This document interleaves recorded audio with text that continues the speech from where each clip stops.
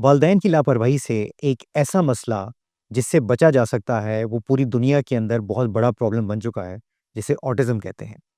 आपने अक्सर देखा होगा कि वालिदैन दोनों वो काम कर रहे होते हैं और बड़ी यंग एज से, बड़ी छोटी उम्र से वो बच्चों को मोबाइल फ़ोन या टैब या आईपैड पकड़ा देते हैं, जिसकी वजह से जो बच्चा है वो एक रियल लाइफ़ की बजाय वो उसी स्क्रीन की दुनिया के अंदर मगन हो जाता है और वो ऑटिज़्म का शिकार हो जाता है। और एक दफ़ा जब बच्चे को ये तमाम सिम्पटम्स आने शुरू हो जाते हैं, हमने ये देखा है कि अक्सर माँ-बाप उसको काफ़ी देर तक इग्नोर करते हैं। अक्सर ख़ानदान में कहा जाता है कि जी बच्चे कुछ देर से बोलते हैं, कुछ बच्चों का बिहेवियर थोड़ा डिफरेंट होता है। लेकिन हमारा मशवरा आपको ये है कि एक तो आप ये गैजेट्स का इस्तेमाल अपने बच्चों को ना करने दें और जैसे ही आपको ये लगे कि ये बच्चा अब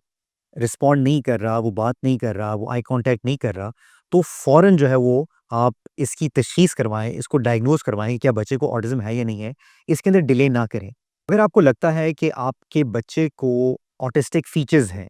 तो आप बिल्कुल देर ना करें, आप दिए गए नंबरों पे हमसे राब्ता करें और आप अपने बच्चे को हमारे सेंटर पे लेके आएँ ताकि हम उसको अर्ली डायग्नोज़ कर सकें और उसका जो सबसे इफ़ेक्टिव ट्रीटमेंट जो आजकल अवेलेबल है, जिसे स्टेम सेल ट्रीटमेंट कहा जाता है, वो हम जल्द से जल्द बच्चे का करें ताकि बच्चा आपका बिल्कुल नॉर्मल हो जाए। बहुत शुक्रिया।